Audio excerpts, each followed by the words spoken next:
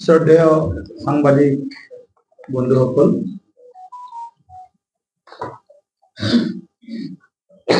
জয়তে মই আপোনালোক সকলোকে অলপ পলমকৈ হলেও ভোগালী বিহুৰ ওলগ জনাইছো। আজিৰ সংবাদমেলখনৰ মূল উদ্দেশ্য হৈছে যোৱাকালি সংসদত দাখিল কৰা 2025-26 আমাৰ যি কেন্দ্ৰীয় বাজেট, এই বাজেট সন্দৰ্ভত আমি কিছু বক্তব্য আপোনালোকৰ যোগেদি অসম তথা দেশৰ জনগণৰ মাজলৈ আমি প্ৰেৰণ কৰিব বিচাৰিছো কিছু বাৰ্তা। আপোনালোকে সকলোৱে জানে 2014 চনত দেশৰ ভৱিষ্যদৰ্শী বলিষ্ঠ প্ৰধানমন্ত্ৰী নৰেন্দ্ৰ মোদী ডাঙৰীয়াই দায়িত্ব লোৱাৰ পিছত এইখন 11 সংখ্যক বাজেট আৰু 11 সংখ্যক বাজেট সকলো দিশৰ পৰাই এখন জনমুখী আৰু বিকশিত ভাৰতৰ আকাংক্ষিত বাজেট হিচাপে ইতিমধ্যেই দেশৰ সৰ্বস্তৰৰ জনগণে এই সন্দৰ্ভত প্ৰতিক্ৰিয়া প্ৰকাশ কৰিছে। প্ৰায় 48,20,512 কোটি টকা যোৱাবাৰৰ বাজেট আছিল আৰু এইবাৰ 2025-26ৰ যি বাজেট, এই বাজেট 50,65,000 কোটি টকালৈ ইয়াৰ বৃদ্ধি হৈছে। আৰু যদি আমি 2013-14 কংগ্ৰেছৰ দিনলৈ উভতি চাওঁ, তেতিয়াৰ বাজেটৰ পৰিমাণ আছিলে 16,06,06,00,000 টকাৰ বাজেট। 60 লাখ, 16,60 লাখ, 16.6। এইবাৰ আমাৰ 50.65 crores। গতিকে ইয়াৰ যিটো বৃদ্ধি, প্ৰায় 4 গুণ বৃদ্ধি বাজেটৰ সৰ্বমুঠ যোৱা 10 বছৰত নৰেন্দ্ৰ মোদী ডাঙৰীয়াৰ যি বলিষ্ঠ নেতৃত্ব আৰু বিকশিত ভাৰতৰ যি আমাৰ লক্ষ্য, সেই লক্ষ্যক আগবঢ়াই লৈ যোৱাৰ কাৰণে এই ধৰণে এইবাৰৰ বাজেটখন সকলো দিশৰ পৰা এক সৰ্বস্পৰ্শী বাজেট হিচাপে পৰিগণিত হৈছে। এই বাজেটৰ মূল 4টা স্তম্ভ আছে আৰু এই 4টা স্তম্ভৰ ভিতৰত অন্যতম স্তম্ভ হৈছে কৃষি ক্ষেত্ৰ, কৃষক আৰু কৃষিৰ সবলীকৰণ। দ্বিতীয় স্তম্ভটো হৈছে আমাৰ MSME সেক্টৰক আমি আগবঢ়াই লৈ যোৱা, ক্ষুদ্ৰ, মধ্যম আৰু অন্যান্য যে আমাৰ কুটিৰ শিল্প আছে MSME, সেই সেক্টৰটোক আমি এম্পাৱাৰ্ড কৰা, সবলীকৰণ কৰা। তৃতীয় যিটো স্তম্ভ আছে এইটো ইনভেষ্টমেণ্টৰ ওপৰত আমাৰ এই বাজেটখনত বিশেষভাৱে ইয়াৰ বিভিন্ন দিশ প্ৰতিফলিত হৈছে, বিনিয়োগ। চতুৰ্থ স্তম্ভটো হৈছে এক্সপৰ্টছ, ৰপ্তানি। আমি সকলোৱে জানো ভাৰতবৰ্ষৰ পৰিচয় বিশ্বৰ অৰ্থনীতিত এখন ইম্পৰ্টিং নেশ্যন হিচাপে আছে, আমদানিকৃত ৰাষ্ট্ৰ হিচাপে ভাৰতবৰ্ষৰ পৰিচয় আছে। খাদ্য সামগ্ৰীৰ পৰা বিজ্ঞান প্ৰযুক্তিবিদ্যাৰ ক্ষেত্ৰলৈ বা স্পেচ টেকনলজিলৈকে সকলো ক্ষেত্ৰত ভাৰতবৰ্ষই বিদেশৰ ওপৰত নিৰ্ভৰশীল হৈ থাকিব লগা আছিল। কিন্তু বিগত 4 বছৰত, 10 বছৰত বা 11 বছৰত যি কয়, গতিকে এই সময়খিনিত ভাৰতবৰ্ষই সকলো ক্ষেত্ৰত আত্মনিৰ্ভৰ হোৱাৰ বাবে সৰ্বতো প্ৰকাৰৰ প্ৰচেষ্টা চলাইছিল আৰু তাত ভাৰতবৰ্ষই সফলতাও অৰ্জন কৰিছে।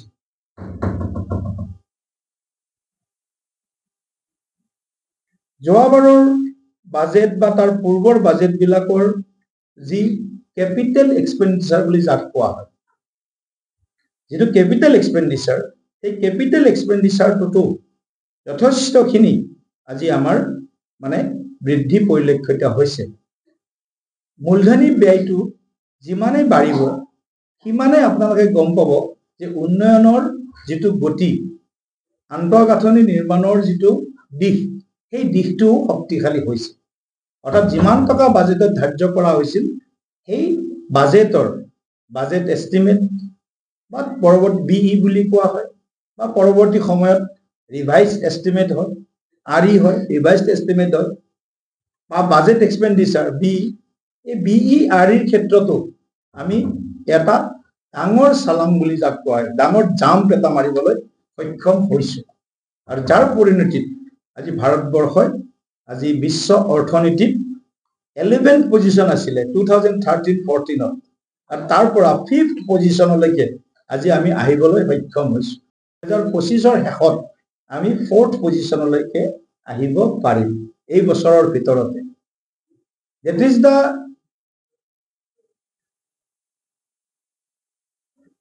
success story of the Modi government in center 11th পজিশনৰ পৰা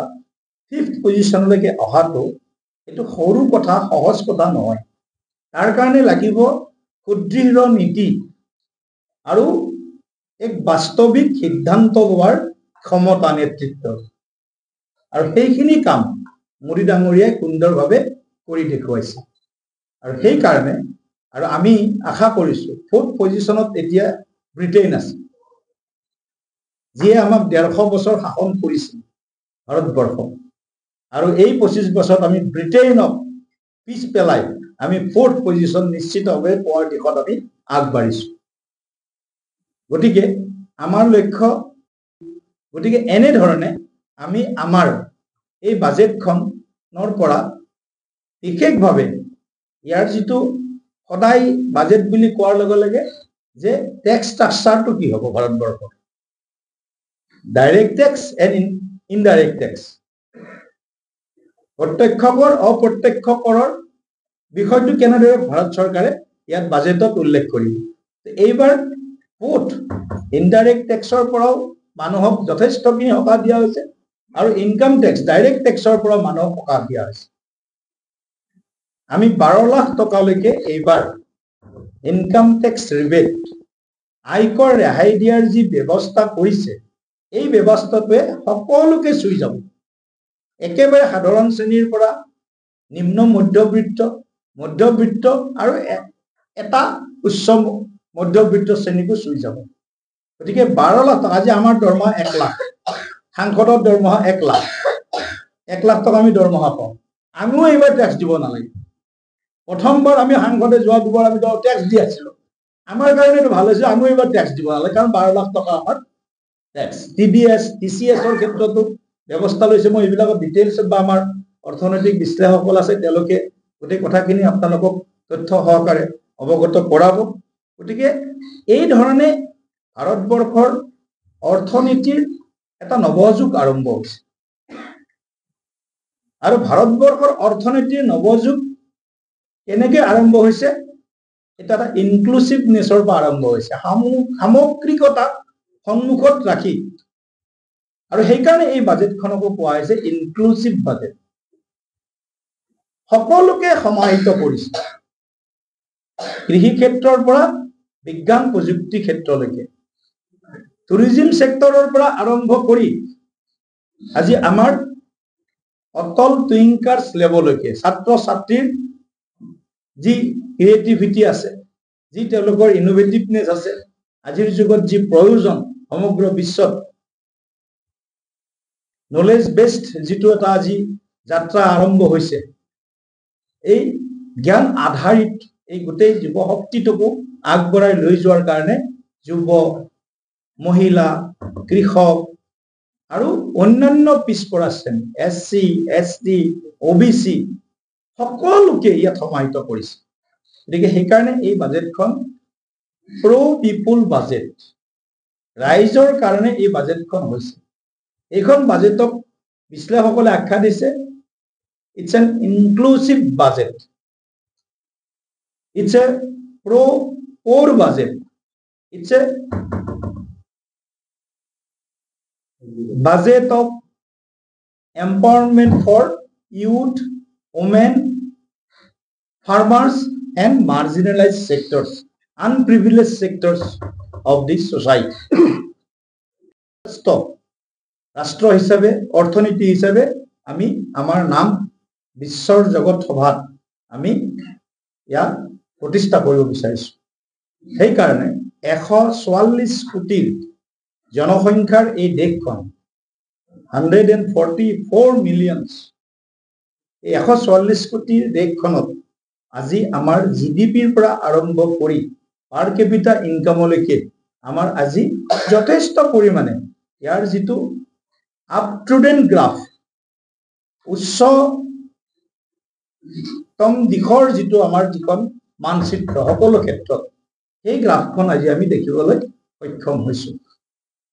আৰু আটাইতকৈ বাজেট বুলি কোৱাৰ লগে লগে বহুতৰ মনত এই ধাৰণাটো সদায় আহে যে বাজেটখনে অসমক কি দিছে, বাজেটখনে কোকৰাঝাৰক কি দিছে, বাজেটখনে অৰুণাচলক কি দিছে, বাজেটখনে নাগালেণ্ডক কি দিছে। এটা কথা আপোনালোকক সকলোৱে আপোনালোকে জানেই কথাটো, আপোনালোকৰ জৰিয়তে জনগণক জনাব বিচাৰিছো যে বাজেটখনৰ যিটো ধন ধাৰ্য হয় এই ধনৰ এটা মেজৰ মানে পোৰ্চন বুলি কাক কয়, মেজৰ শ্বেয়াৰ এটা ফেডাৰেল ষ্ট্ৰাকচাৰ যিহেতু আমাৰ যুক্তৰাজ্যীয় শাসন ব্যৱস্থাত যেহেতু আমাৰ ভাৰতবৰ্ষ চলি আছে, এই যুক্তৰাজ্যীয় শাসন ব্যৱস্থাত এটা মেজৰ শ্বেয়াৰ নোকোৱাকৈ প্ৰকাশ নকৰাকৈ বাজেটত উল্লেখ থাকে প্ৰতিখন ৰাজ্যই পায়, প্ৰতিখন ৰাজ্যই পায়। গতিকে সেই শ্বেয়াৰটোতো সকলো ৰাজ্যত থাকিবই। কিন্তু আমাৰ কেতিয়াবা কি বাজেটত কেতিয়াবা বিশেষ পৰিস্থিতিত কিছু ৰাজ্য কিছু অঞ্চলক বিশেষ দৃষ্টিকোণেৰে প্ৰয়োজন সাপেক্ষে একেলগে সমভাৱে সকলো ক্ষেত্ৰক আগবঢ়াই লৈ যোৱাৰ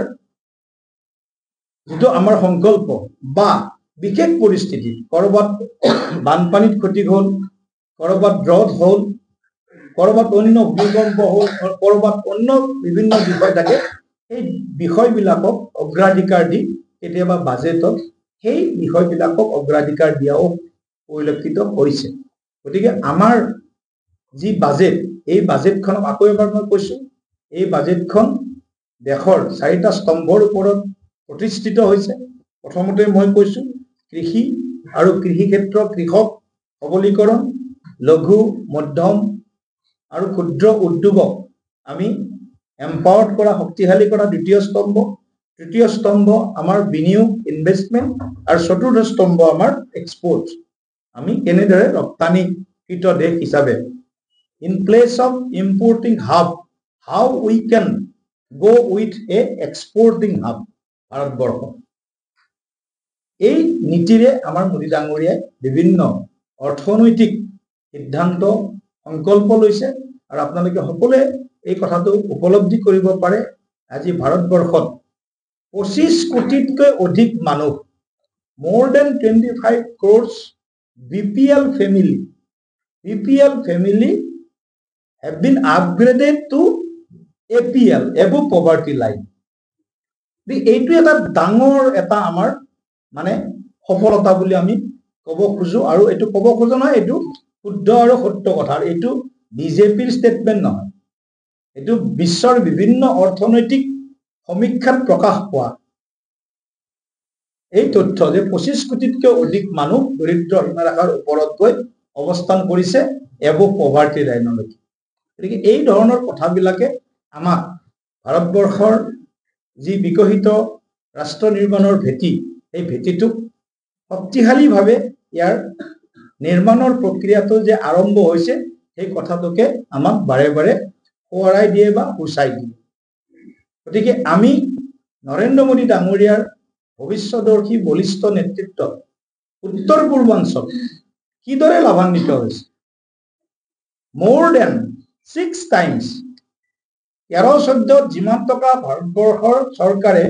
উত্তৰ পূৰ্বাঞ্চলৰ ৰাজ্যসমূহক দিছিল, তাতকৈ 6% বেছি ধন 2024-25 বা 25-26 বাজেটত লাভ কৰিছে।